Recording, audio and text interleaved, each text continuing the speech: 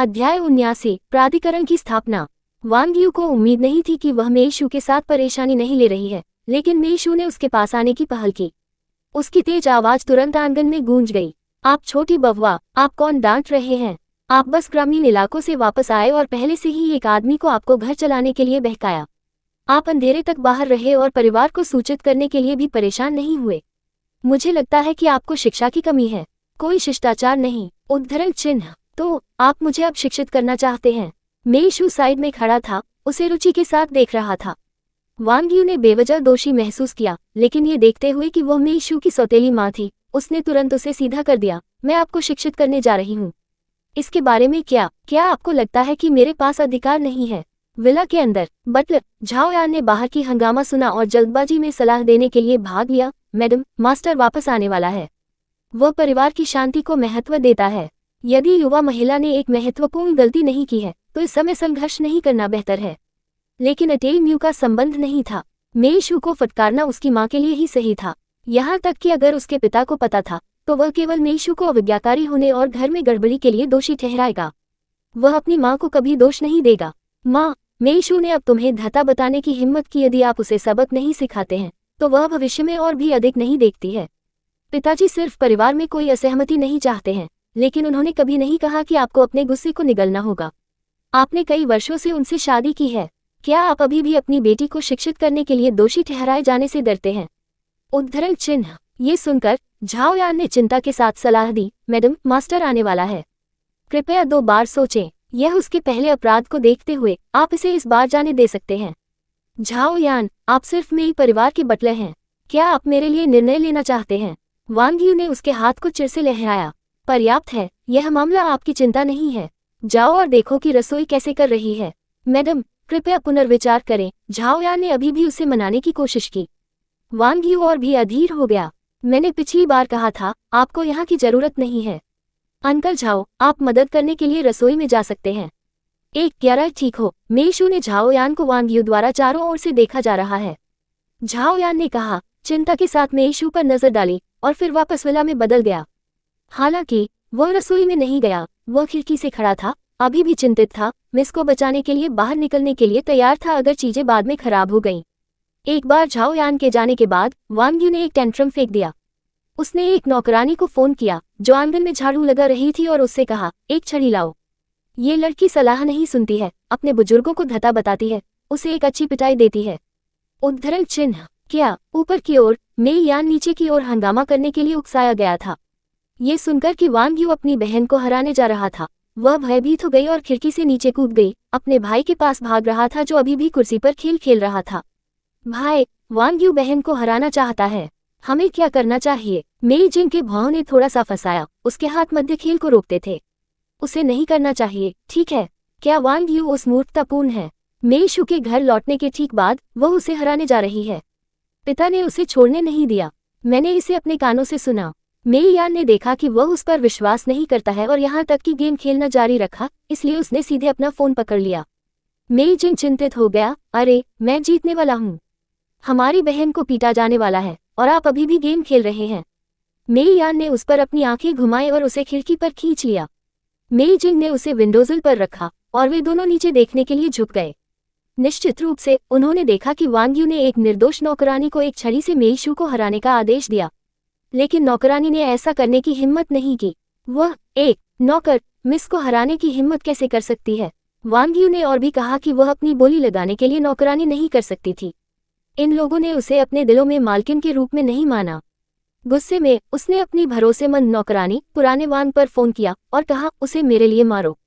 Old Wang Wang you के दूर के रिश्तेदार थे जो उनके मातृ परिवार से लाया गया था और उन्होंने स्वाभाविक रूप से वांग यू के शब्दों को एक शाही डिक्री माना। उसने नौकरानी से छड़ी छीन ली और मेई शू को मारने वाला था। मेई जिंग का दिल कड़ा हो गया और वह सहज रूप से चिल्लाया, स्टॉप। अचानक बाधित मेई म्यू, जो शो का आनंद ले रहे थे, नाराज थे। उसने इसी तरह के 2 चेहरों को देखा, मेई जिंग, मेई यान, अपने खुद के व्यवसाय को ध्यान में रखते हुए। वापस जाओ और खेल खेलो, इसमें ध्यान न दें। उद्धरण चिन्ह। लेकिन यह मेरी बहन है। निश्चित रूप से मुझे परवाह है। मेई यान ने खुद को विंडोजिल पर ऊपर उठाया, खड़े हो गए और एक बेहतर दृश्य प्राप्त करने के लिए विंडोपेन के खिलाफ दबाया। मेई जिंग ने जल्दी से उसका समर्थन किया। मेई यान ने परवाह नहीं की, क्योंकि वह इस तरह से चीजों को अधिक स्पष्ट रूप से देख सकता था। आंटी वांग, आप मेरी बहन को नहीं मार सकते। वह एक लड़की है। क्या आपने यह नहीं कहा कि जब वे गलतियां करते हैं तो लड़कियों को नहीं मारना चाहिए? जब भी मेई म्यू ने गलतियां की, वांग यू ने इसे हंसी मेई जिंग ने एक बार पूछा था और वांग यू ने कहा था कि लड़कियों को प्यार और भोग के साथ इलाज करने की आवश्यकता है। यहाँ तक कि अगर उन्होंने गलतियां की तो उन्हें कठोर रूप से अनुशासित होने की आवश्यकता नहीं थी, उन्हें सभी की जरूरत थी कोमल अनुनय था। लेकिन अब वह अपनी बहन को सीधे क्यों मारने जा रही थी? मेई म्यू की आंखों में एक चमक भड़क गई। मेई शू का अपमान हो रहा है और अगर उसे दंडित नहीं किया गया है तो वह अपना सबक नहीं सीखती है। क्या आपको याद नहीं है कि वह आमतौर पर आपको और मेई जिंग को कैसे बुलाती है? अध्याय 80। एक आगंतुक आता है। उसने सोचा कि उसने इसे अच्छी तरह से संभाला है। चूंकि मेई शू घर लौट आए, इसलिए मेई यान को लंबे समय तक ठीक से गेम खेलने का मौका नहीं मिला। उनकी उम्र के बच्चे निश्चित रूप से खेलों से अधिक जुड़े हुए हैं और मेई शू को हर दिन उन्हें प्रतिबंधित करने के साथ उन्हें ठीक से खेल खेलने के लिए उत्सुक होना चाहिए। ये कहने के बाद कि उसने क्या कहा, उसे यकीन था कि मेई यान अब हस्तक्षेप नहीं करेंगे। लेकिन उसने स्पष्ट रूप से भाई बहनों के रूप में मेई यान और मेई शू के बीच गहरे बंधन को कम करके आंका।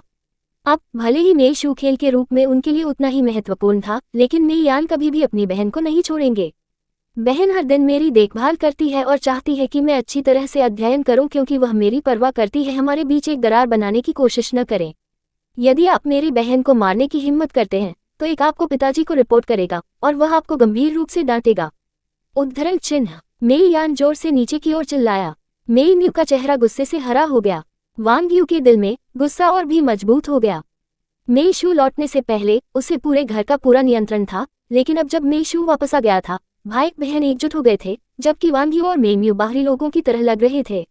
इस दर पर वे इस घर में अपनी स्थिति खो देंगे। मेई यान, क्या तुम भी मुझे अपनी मां पर भी मानते हो? आप दोनों अपने स्वयं के व्यवसाय में वापस जाएं, और यदि आप एक और शब्द कहते हैं तो मैं आप दोनों को एक साथ मारूंगा। उद्धरण चिन्ह। खिड़की पकड़ो और गिर मत करो। मेई जिंग मेई यान के कान के करीब झुक गया और चुपचाप कमरे से बाहर निकलने से पहले सलाह दी, कहीं अज्ञात रूप से जाना। मेई यान को चिंता महसूस हुई, ये सोचकर कि उसका भाई शामिल नहीं होना चाहता है, इसलिए वह नीचे की ओर चिल्लाया, बहन जल्दी से भागो, उन्हें मारने दो। ये सुनकर मेई शू का दिल गर्म हो गया। वह इस बच्चे के इलाज के लिए व्यर्थ नहीं थी, वह वास्तव में एक विवेक था। लेकिन वह छिप नहीं जाती। मेई शू को पता था कि क्या करना है। वह मुस्कुराई, ऊपरी मंजिल की ओर देख रही थी। विंडोज़िल छोड़ दो, उस पर खड़े मत करो, ये खतरनाक है। मैं ठीक हूँ और एक इसे खुद संभाल सकता है, इसे संभालें। वह बूढ़ी औरत अपनी आस्तीन को रोल करने और आपको हराने वाली है। मेई यान इतना चिंतित था कि वह वापस मुड़ने वाला था और अपने भाई से मदद मांगने वाला था, लेकिन उसके आश्चर्य के लिए मेई जिंग पानी के एक बेसिन के साथ आया था। भाई, तुम क्या करने जा रहे हो? मेई यान ने उसे विस्मय में देखा। शुश, एक ध्वनि मत करो। मेई जिंग रहस्यमय तरीके से खिड़की के खिलाफ झुक गया। नीचे दो वासियों को देखकर आखिरकार परेशानी हो गई। वांग यू ने ओल्ड वांग को संकेत दिया। ओल्ड वैंग ने मेई शू पर जमकर देखा, छड़ी को उठाया और उसके चेहरे को मारने वाला था। झाओ यान बेहद चिंतित थे, छड़ी को अपनी युवा महिला के चेहरे को किसी भी दूसरे से टकराने के बारे में देखकर। उसने जल्दी से दरवाजा खोला और बाहर निकलने वाला था। मेई म्यू ने इस दृश्य को एक मुस्कान के साथ देखा, जैसे कि वह पहले से ही मेई शू को खून में ढका हुआ था। हालांकि स्थिति अचानक बदल गई। ठंडे पानी का एक बेसिन नीचे डाला गया, जिससे उनमें से तीनों को डुबो दिया गया, जिसमें मेई म्यू भी शामिल है। गीले बालों को उनके चेहरे और कपड़े पर लटकने के साथ उनके शरीर से चिपके हुए मेई म्यू विश्वास नहीं कर सकते थे कि अभी क्या हुआ है। उसने जल्दी से अपनी आंखों से पानी पोंछ लिया और नीचे से मेई जिंग को डांटा, मेई जिंग, क्या तुम पागल हो? तुमने मुझे पानी से छपाने की हिम्मत कैसे की? बस रुको, 1-11 आपको एक सबक सिखाओ। मेई जिंग इत्मीनान से खिड़की के खिलाफ झुक गया, तस्करी से नीचे की ओर देख रहा था। आप मुझसे क्यों नहीं पूछते कि मैंने किस पानी का इस्तेमाल किया? मेई म्यू का शरीर कठोर हो गया, अचानक खुद पर एक फाउल फिश गंध को सूंघ रहा था। चौंका, उसने पूछा, आपने किस पानी का इस्तेमाल किया? रसोई मछली टैंक से पानी। इसके बारे में कैसे? क्या ये रचनात्मक नहीं है? मेई जिंग हंसते हुए और भी अधिक स्मॉग बन गया। मेई म्यू को ऐसा लगा जैसे उसके फेफड़े गुस्से से विस्फोट करने वाले थे, लेकिन मेई जिंग को डांटने के बजाय वह बस अपने कमरे में वापस जाना चाहती थी और अप्रिय गड़बड़ गंध से छुटकारा पाने के लिए एक उचित शॉवर लेना चाहती थी। वांग यू ने उसके चेहरे से पानी पोंछा और ऊपर की ओर इशारा किया, डांटते हुए कहा, मेई जिंग, तुम मुझ पर पानी कैसे छपवाने की हिम्मत करते हो? अपने पिता के वापस आने तक प्रतीक्षा करें। 1-11 सुनिश्चित करें कि वह आपको एक उचित सबक देता है। मेई जिंग ने मासूमियत से कहा, आंटी वांग, आप मुझे गलत कर रहे हैं। एक बस उस बूढ़ी औरत को एक सबक सिखाना चाहता था जिसने मेरी बहन को मारने की हिम्मत की। तुम वहां क्यों खड़े हो? आप मुझे उसके लिए कैसे दोषी ठहरा सकते हैं? आप। वांग यू कुछ कहने वाला था जब अचानक एक कार प्रवेश द्वार पर रुक गई। वांग यू ने तेजी से प्रतिक्रिया व्यक्त की और तुरंत रोते और शिकायत की। अपनी पत्नी और बेटी को लथपथ मुर्गियों की एक जोड़ी की तरह देखकर मेयू तुरंत नाराज हो गया। क्या हुआ? आप इतनी भीग कैसे लगे? जल्दी करो और अपने कपड़े बदलो, फिर ठीक से साफ करो। वांग यू को अचंभित कर दिया गया था। अपने पति से इतनी गंभीरता से डांटने की उम्मीद नहीं की गई थी। पिछड़े को देखते हुए उसने मुस्कुराते हुए एक सूट में एक थोड़ा मोटा आदमी देखा और उसे अभिवादन किया। श्रीमती मेई, हेलो, मैं झांग जियाओ हूँ। एक गड़बड़ी के लिए माफी मांगता हूँ। अचानक एहसास ने वांग यू को मारा। वह आखिरकार समझ गई कि उसका पति इतना क्रोधित क्यों था। ये पता चला कि एक अतिथि आज रात घर पर आया था। वांग यू ने जल्दी से प्रतिक्रिया व्यक्त की और तुरंत उसके आंसू पोंछ दिए। वह सीधे खड़ी हो गई और कहा, श्री झांग, हमारे घर में आपका स्वागत है। मैं आपसे ऐसे राज्य में मिलने के लिए माफी मांगता हूँ। कृपया अंदर आएं। मेई यान, जो रोने वाले थे, भी आज्ञाकारी बन गए। उसने अभिवादन किया, अंकल झांग, और फिर शॉवर लेने और अपने कपड़े बदलने के लिए अपने कमरे में वापस चली गई। अध्याय 81, लक्ष्य को बदलना। समूह जल्दी से विला में प्रवेश कर गया, जिससे मेईशू दरवाजे पर अकेला खड़ा हो गया। हालांकि वह सतह पर शांत दिखाई दी, लेकिन उसका दिल सदमे और भय की लहरों से बढ़ रहा था। यह आदमी था। मेईशू सब खत्म हो गया। अपने पिछले जीवन में यह आदमी उसे रखने के लिए बड़ी लंबाई में चला गया था, उसे एक रसातल से दूसरे स्थान पर ले गया। अपने पिछले जीवन में उसे जो क्रूर दुर्व्यवहार हुआ था, उसके बारे में सोचते हुए मेईशू को अभी भी उसके शरीर के माध्यम से एक ठंड लग रही थी। एक बार फिर एक भेदी दर्द उसकी पीठ के माध्यम से बढ़ गया, जो कि झांग जियाओ द्वारा छोड़ी गई विप की चोटों से था। बहन, तुम वहां क्यों खड़े हो? मेई यान ऊपर से चिल्लाया। मेई जिन को थोड़ा फटकार लुक के साथ देख रहा था। भाई, क्या तुम बहुत मोटे थे? तुमने उसे भयभीत कर दिया। क्या इस दानव को इतनी आसानी से भयभीत किया जा सकता है? और वह स्पष्ट रूप से मदद कर रहा था। मेई जिंग ने ठंड से कहा और तिरस्कारपूर्वक कहा, अरे, क्या तुम वास्तव में कमजोर हो? आप बस उससे डर गए। उद्धरण चिन्ह। मेईशू आखिरकार अपने होश में आ गया, मुस्कुराया और उन दोनों को लहराया। नहीं, मैं सिर्फ विचार में खो गया था। क्या आप दोनों ने अपना होमवर्क पूरा कर लिया है? उद्धरण चिन्ह। मेई जिंग का चेहरा कठोर हो गया। पिताजी वापस आ गए हैं और हमें जल्द ही डिनर करना चाहिए। 1:11 उसके बाद मेरा होमवर्क करें। मेईशू आज एक अच्छे मूड में थे और मेई जिंग को अपने भाव से उड़ाने में मदद करते हुए देखकर उसने फैसला किया, ठीक है, इसे भूल जाओ। अपने हाई स्कूल प्रवेश परीक्षा के लिए वह अभी भी उसे आज रात आसानी से बंद नहीं कर सकती है। लिविंग रूम में आदमी सोफे पर बैठा था, मेईयू के साथ सुक्तों का आदान प्रदान कर रहा था। जैसे ही मेईशू में प्रवेश किया, उसकी टकटकी स्वाभाविक रूप से उस पर गिर गई। ये श्री होना चाहिए, मेई की सबसे बड़ी बेटी जो अभी घर लौटी है। उद्धरण चिन्ह। हाँ, मेईयू मुस्कुराया और उसे खत्म कर दिया। यह मेरी बेटी है, मेईशू। ये श्री झांग है। श्री झांग। मेईशू ने एक शांत प्रदर्शन को बनाए रखने की कोशिश की और ग्रीटिंग में सिर हिलाया। फिर वह एक ठंडे चेहरे के साथ मेईयू की ओर मुड़ गई। पिताजी, मेरे पास आज बहुत सारे होमवर्क हैं, इसलिए मैं अपने कमरे में वापस जाऊंगा। मेईयू ने पास के सोफे पर बैठने के लिए मुस्कुराते हुए कहा, पढ़ाई करने से पहले अपना भोजन खत्म न करें।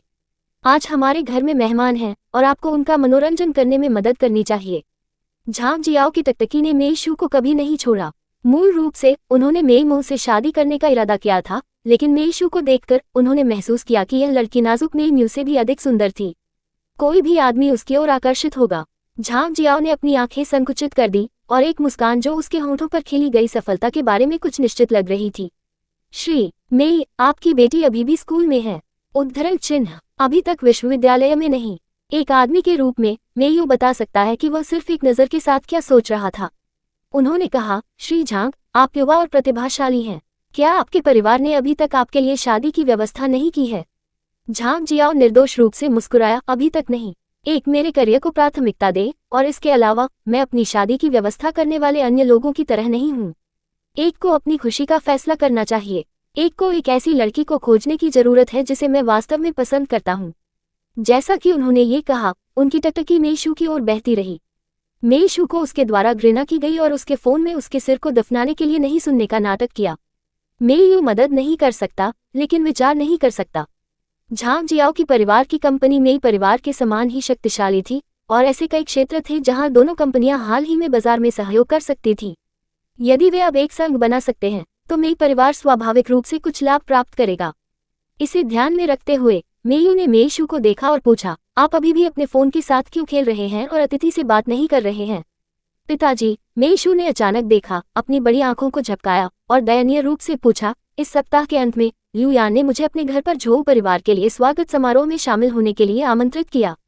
क्या मैं जा सकता हूँ? लू यान नाम सुनने पर मेयू की आंखें चौड़ी हो गईं और वह प्रसन्न हुए। आपके पास अभी भी लू यान के साथ संपर्क है? मेईशू ने सिर हिलाया, जब से हम बच्चे थे तब से हम दोस्त थे। उनकी कक्षा स्कूल में मेरे ठीक बगल में है और उन्होंने मुझे स्कूल के बाद भी ट्यूटर्स दिया। ये बहुत अच्छा है, आप अभी वापस आ गए और यह आपके क्षितिज को व्यापक बनाने के लिए एक अच्छा समय है। सप्ताह के अंत में अच्छी तरह से तैयार करना सुनिश्चित करें और युवा मास्टर लू के साथ जाने के लिए अच्छी तरह से तैयार करें। उद्धरण चिन्ह। स्वाभाविक रूप से मेयू को भी एक निमंत्रण मिला था, लेकिन उन्होंने मूल रूप से मेयू को साथ ले जाने की योजना बनाई थी। आखिरकार मेयू कई भव्य अवसरों पर गया था और उसे शर्मिंदा नहीं करेगा, लेकिन उन्हें उम्मीद नहीं थी कि मेईशू को लू यान द्वारा आमंत्रित किया जाएगा। ये लू परिवार के साथ संबंधों को बढ़ाने का एक शानदार अवसर था। इसके अलावा किन किन ने पिछली बार मेईशू की स्वागत भोज में भाग लिया था? यदि वह इस मौके को जब्त कर सकता है और लू परिवार के साथ संबंध स्थापित कर सकता है, तो झांग परिवार अब इतना महत्वपूर्ण नहीं होगा। झांग जियाओ की मुस्कान जम गई और उन्होंने मेईशू को कुछ हद तक उदास अभिव्यक्ति के साथ देखा। वह स्वाभाविक रूप से ट्विस्ट को समझ सकता है और उनकी बातचीत में शामिल हो सकता है और जानता था कि मेयू ने अपना मन बदल दिया होगा। उनकी अभिव्यक्ति इतनी अच्छी नहीं थी क्योंकि उन्होंने कहा, श्री मेई, 1-11 भी इस सप्ताह के अंत में लू परिवार के कार्यक्रम में भाग ले रहे हैं। कैसे लगभग एक व्यक्तिगत रूप से मिस मेई को लेने के लिए आते हैं। मेयू ने एक पल के लिए झिझकते हुए और इस क्षण में मेयू ने दिन को समाप्त कर दिया और नीचे आकर आ गया। मेयू का चेहरा तुरंत उज्ज्वल हो गया। मुमू ने वहां आपका साथ दिया। मुमू भी भोज में भाग ले रहा है और आप युवा लोग मेरे साथ एक साथ बेहतर होंगे। अध्याय 82 ईर्ष्या। जैसे ही मेयू नीचे आया, उसने अपने पिता के शब्दों को सुना और अवचेतन रूप से झांग जियाओ को देखा। पिताजी, आप किस बारे में बात कर रहे थे? झांग जियाओ ने मेयू को अभिव्यक्ति से देखा और स्पष्ट रूप से मुस्कुराया। आपके पिता सिर्फ ये कह रहे थे कि आप मेरे साथ इस सप्ताह के अंत में झोउ परिवार के लिए सभा में भाग लेंगे। मेयू ने एक पल के लिए रुक लिया, लेकिन जल्दी से अपनी रचना को वापस पा लिया और इनायत से मुस्कुराया। जरूर श्री झांग, मैं आपकी देखभाल में रहूंगा। वह आसानी से सहमत हो गई और झांग जियाओ की अभिव्यक्ति ने आखिरकार कुछ हद तक सुधार किया।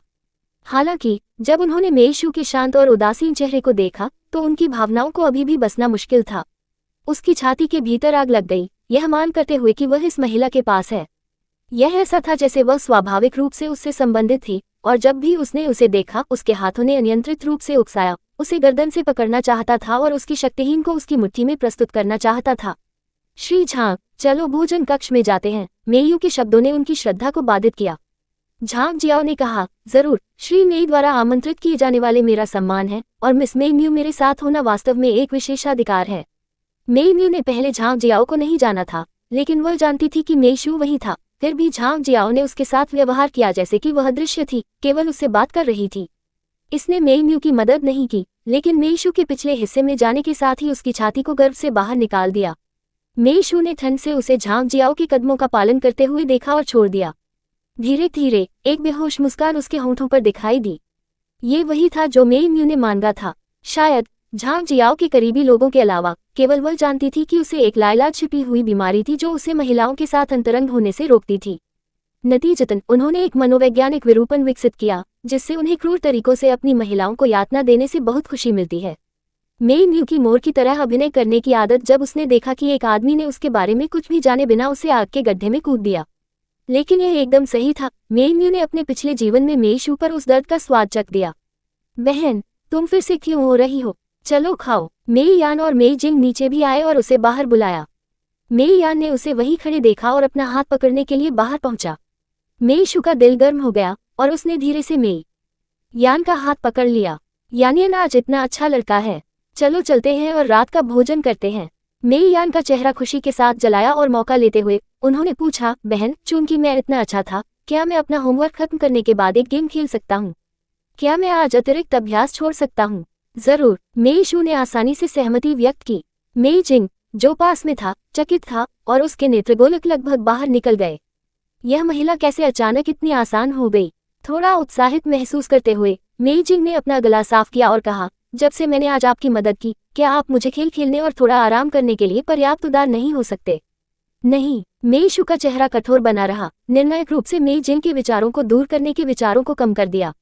मेई जिंग ने पाआउट किया और एक सुस्त बनकर बच्चे में बदल गया। अलग अलग उपचार, ओह ठीक है, मैं अभ्यास करूंगा। ये कहने के बाद मेइशू के कुछ और कहने के लिए इंतजार किए बिना वह ठंड से खर्राटे ले लिया और भोजन कक्ष में आगे बढ़ गया। मेई यान ने झपकी ली, मेइशू के हाथ को कसकर पकड़ लिया और उसे बैठने के लिए प्रेरित किया। उसने गर्मजोशी से उसके लिए एक गिलास जूस डाला। बहन, ये है, यानियन इतना अच्छा लड़का है। मेइशू ने अपना सिर थपथपाते हुए उन्हें पुरस्कृत किया।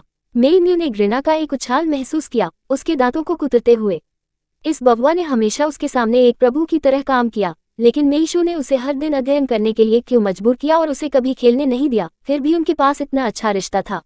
उसने कभी भी मेई यान द्वारा व्यक्तिगत रूप से रस डाला था। यानियन, एक गिलास रस चाहते हैं? मेइम्यू ने अपने चॉपस्टिक को नीचे रखा और एक कोमल मुस्कान के साथ उससे कहा।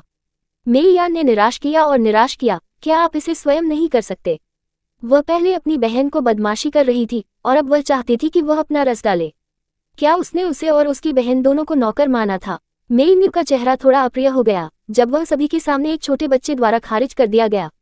अवचेतन रूप से उसने झांग जियाओ को देखा, उस पर एक बुरी छाप छोड़ने से डरते थे।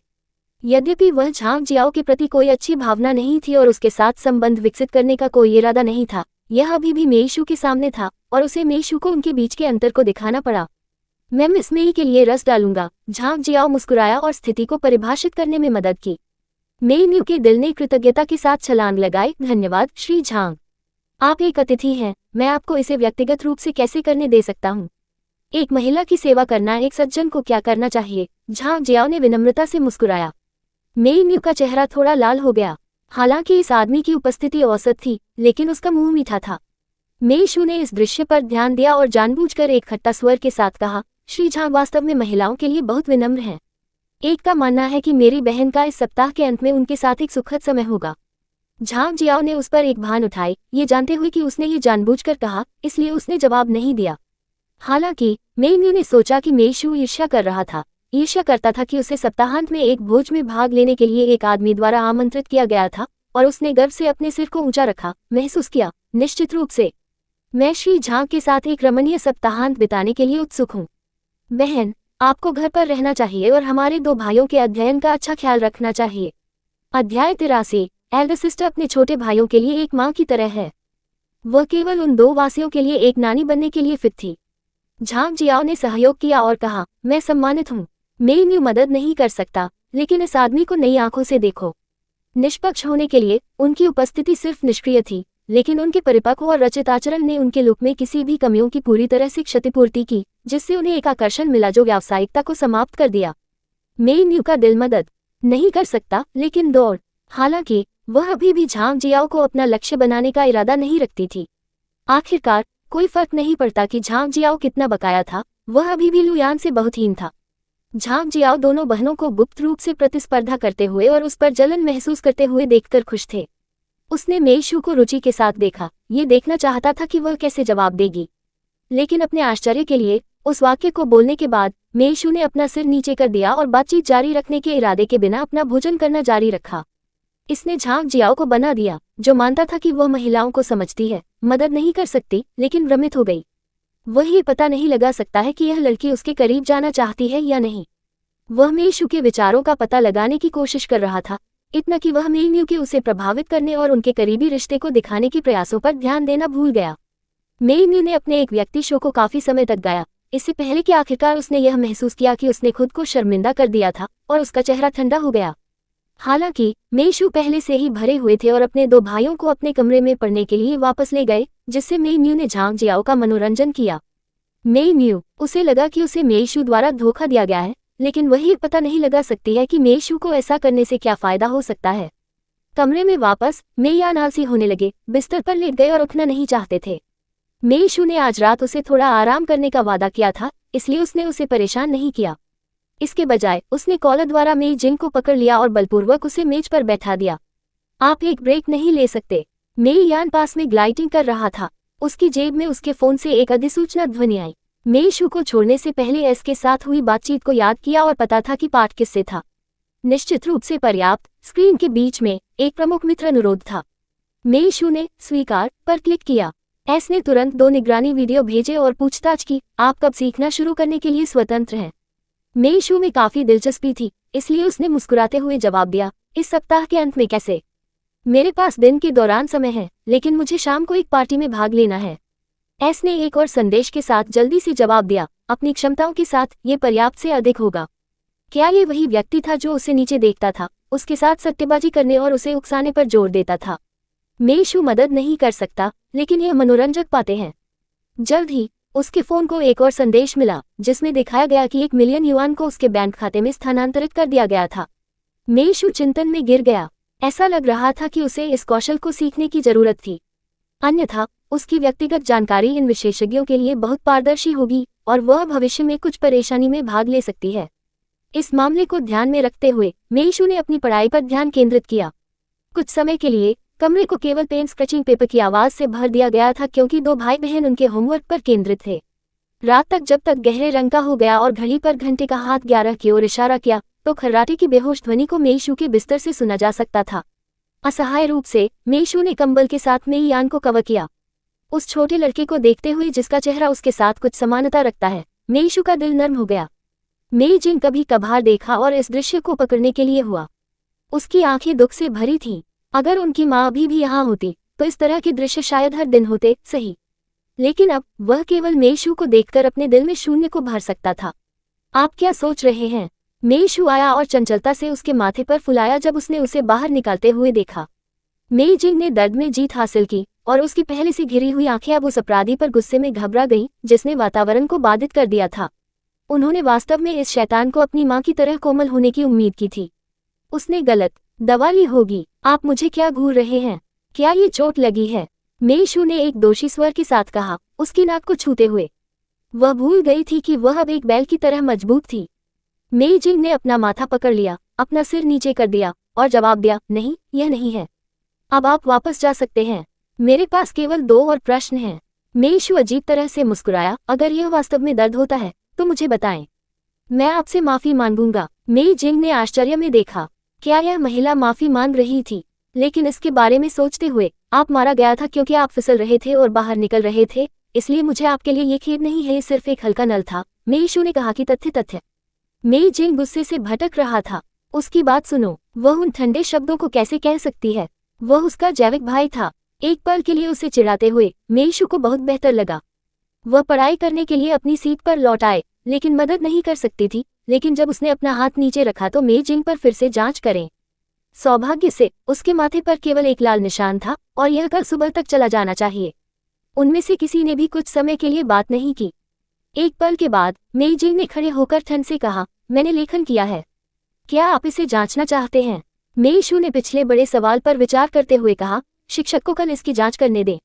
अगर आपको कुछ भी समझ में नहीं आता है तो आप आ सकते हैं और मुझसे पूछ सकते हैं। मेई शू ने पिछले बड़े सवाल पर विचार करते हुए कहा, उसे देखने में बहुत व्यस्त है। अध्याय 84, केंद्रीय एयर कंडीशनिंग। उसने व्यक्तिगत रूप से मेई यान के सभी होमवर्क की जांच की और अंत में उन पर हस्ताक्षर किए। होमवर्क को पकड़ते हुए मेई जिंग ने धीरे से गंभीर रूप से गर्म किया। उन्होंने सोते हुए मेई यान पर नजर डाली। उनके एडम का सेब बोबिन के रूप में वह बोलने में संकोच करता था। आखिरकार उन्होंने उन शब्दों को निगल लिया जो वह कहना चाहते थे। जब मेई शू ने सवाल खत्म कर दिया और ऊपर देखा तो कमरा खाली था, केवल उसे छोड़कर और स्लीकिंग सो रही मेई यान। थोड़ी देर के लिए झिझकने के बाद मेई शू ने कागजों को एकत्र किया और धीरे से मेई यान को बिस्तर के भीतरी पक्ष में ले गए, अपने बाहरी कपड़े उतार दिए और उसे कंबल के साथ कवर किया। आखिरकार वह उसका अपना छोटा भाई था और वह अभी भी युवा था। अगर वे एक रात के लिए एक ही बिस्तर पर सोते तो इससे कोई फर्क नहीं पड़ता, लेकिन उसने स्पष्ट रूप से छोटे आदमी के विस्मय की सीमा का अनुमान नहीं लगाया। अगली सुबह मेई यान ने खुद को मेई शू के बिस्तर में सोते हुए पाया और एक भेदी चीखने दिया। अपनी चीख से चौंका मेई शू बिस्तर पर बैठ गया, ये सोचकर कि कुछ बड़ा हुआ था। उसके आश्चर्य के लिए ये पता चला कि मेई यान सिर्फ ओवररिएक्ट कर रहा था। नाराज उसने अपने कान को पकड़ लिया और उसे डांटा, तुम सुबह इतनी जल्दी क्या उपद्रव कर रहे हो? क्या आपकी त्वचा खुजली करती है? बहन जाने दो, मेरा कान गिरने वाला है। मेई यान ने दया के लिए भीख मांगते हुए दयनीय लग रही थी। मेई शू ने फिर अपनी पकड़ जारी की और बिस्तर से उठी। उन कपड़ों को देखते हुए जो उसे उतार दिए गए थे, मेई यान के चेहरे ने एक भयानक अभिव्यक्ति दिखाई। उनकी प्रतिक्रिया से चकित मेई शू मदद नहीं कर सकते, लेकिन उन्हें चिढ़ाते हैं, आप अभी भी सिर्फ एक बच्चे हैं। क्या देखा जा रहा है? मेईयान ने दृढ़ता से घोषणा की, मैं एक आदमी हूँ और पुरुषों और महिलाओं के बीच मतभेद हैं। बहन, आपको फिर से मेरे कपड़े उतारने की अनुमति नहीं है। मेईशू ने उसका दांतों का मजाक उड़ाते हुए, आप सिर्फ एक छोटे बच्चे हैं। आप क्या जानते हैं? मेईयान ने उसके साथ परेशान नहीं किया, अपने कपड़े गले लगाए और बदलने के लिए अपने कमरे में वापस चले गए। उस दिन बाद में मेईशू स्कूल में पहुंचने पर सीधे प्रिंसिपल के कार्यालय में चली गई। बहुत से लोगों ने उसे अंदर जाते देखा, लेकिन उसके बाहर आने के बिना लंबे समय तक इंतजार किया, जिससे उसके बारे में विभिन्न अटकलें लगीं। कुछ उत्सुक थे और मेईम्यू से इसके बारे में पूछा, लेकिन वह बस मुस्कुराए और चुप रही, एक अच्छी छोटी बहन की भूमिका निभाते हुए, जो कभी भी अपनी बड़ी बहन के रहस्यों को प्रकट नहीं करेगी। हालांकि वेन मियाओ ने चीजों को स्पष्ट रूप से देखा। मेईम्यू जानबूझकर लोगों को गलतफहमी करने की कोशिश कर रहा था और उसे पैसे चुराने का संदेह था। वेन मियाओ मेईम्यू के पाखंड को खड़ा नहीं कर सकता था। जैसे ही वह उसके पास से गुजरी, उसने गलती से ठोकर खाने का नाटक किया, जिससे मेईम्यू पर ठंडे पानी का एक पूरा कप हो गया। मेईम्यू ने एक भयानक चीख को बाहर कर दिया क्योंकि उसकी सफेद शर्ट भीग गई, जिससे उसकी गुलाबी ब्रा को नीचे गिरा दिया गया। वेन मियाओ, उसने केवल अपने जूते पर थोड़ा पानी छपाने का इरादा किया था, लेकिन मेईम्यू ने अप्रत्याशित रूप से उस पल में अपनी बांह को स्थानांतरित कर दिया, जिससे वह कप का नियंत्रण खो देता था और वर्तमान स्थिति के लिए जाता था। मेईम्यू का चेहरा शर्म और गुस्से से भरा हुआ था, उसकी आंखों में आंसू आंसू थे। उसने कसकर अपनी छाती को अपनी बाहों से गले लगाया और कहा, वेन मियाओ, भले ही आप मेरी तरह नहीं हैं, आपको ऐसा नहीं करना चाहिए। एक कैसे है, एक दूसरों का सामना करना चाहिए। वेन मियाओ, अब उसे यकीन था कि मेईम्यू ने जानबूझकर किया था। कुछ लड़कियों ने मेईम्यू के लिए पहले ही बोलना शुरू कर दिया था। वेन मियाओ, आप ये नहीं समझते कि जब आप कोई गलती करते हैं तो आपको माफी मांगनी चाहिए।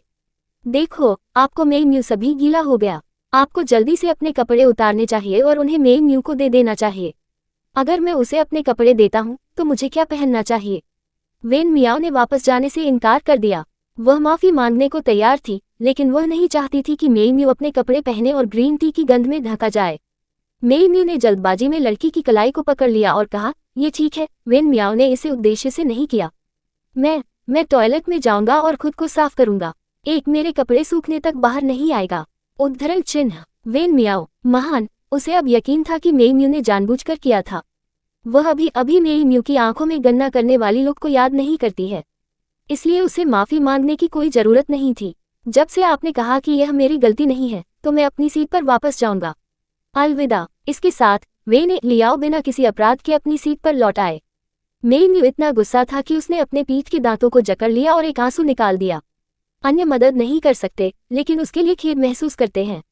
एक पुरुष छात्र ने उसे देने के लिए अपने कपड़े भी उतार दिए, लेकिन मेईम्यू ने धीरे से मना कर दिया।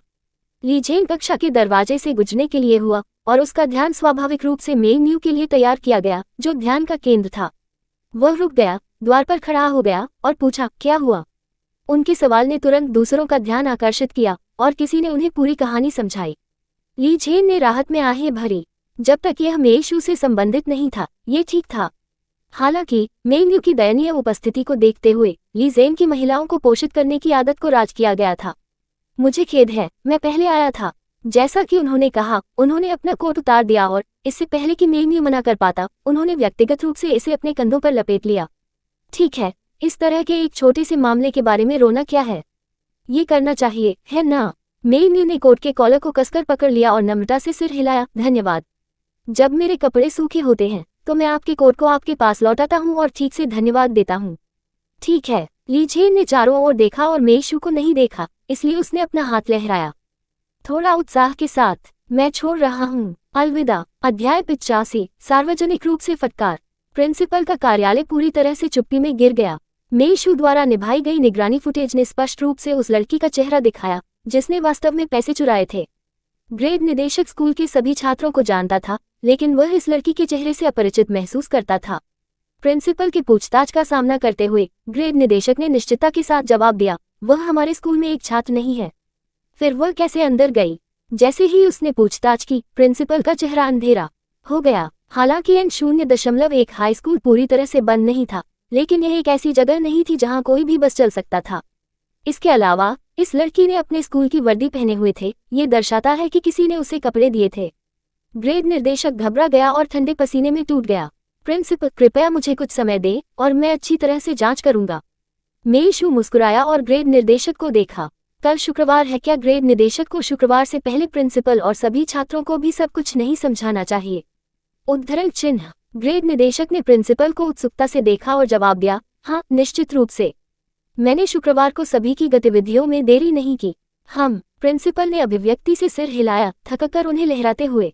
कार्यालय छोड़ने के बाद ग्रेड निदेशक ने अपने दांतों को कुतर दिया और मेइशू के साथ खातों को निपटाने के लिए चला गया। क्या आप जानते हैं कि इस मामले की जांच करना कितना मुश्किल है?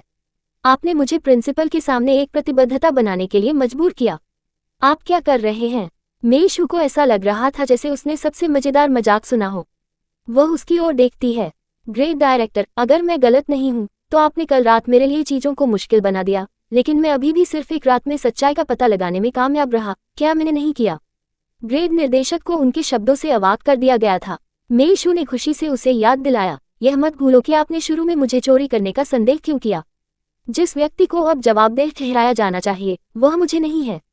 उसके शब्दों को सुनकर ग्रेड निर्देशक को याद आया कि कैसे मेई म्यू रोई और कल उसे रिपोर्ट करने के लिए अपने कार्यालय में आए। उसका चेहरा अंधेरा हो गया।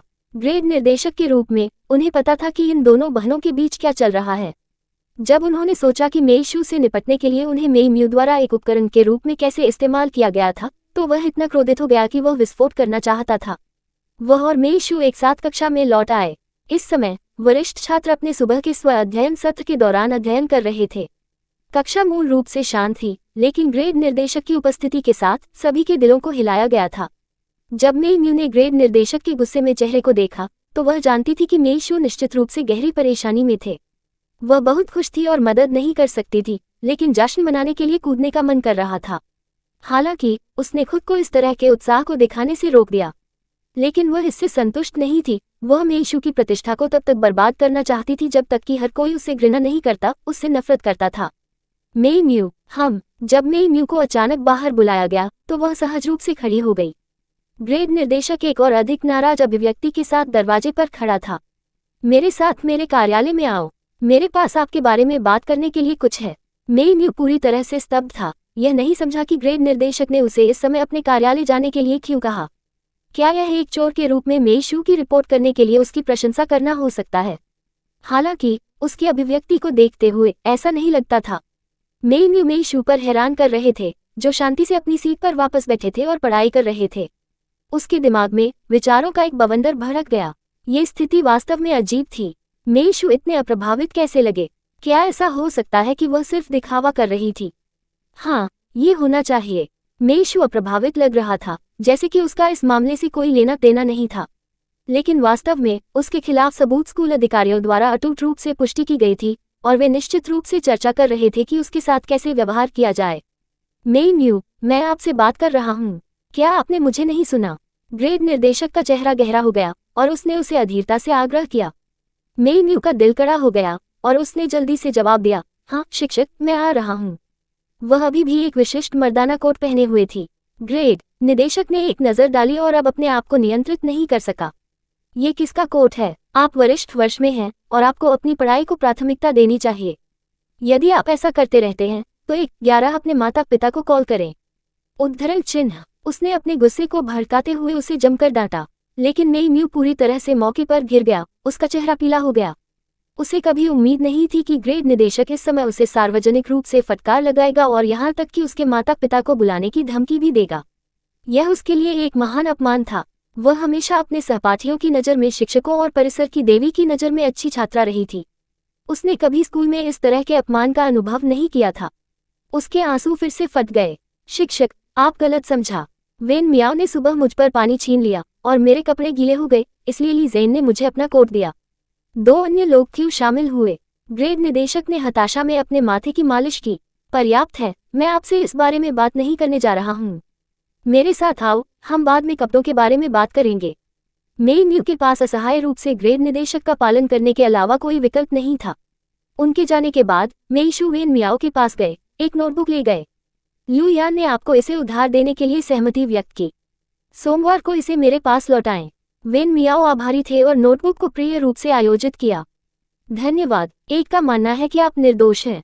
अध्याय 86 राक्षस। मेइशू ने एक पल के लिए रोका, फिर उसकी अभिव्यक्ति को नर्म कर दिया।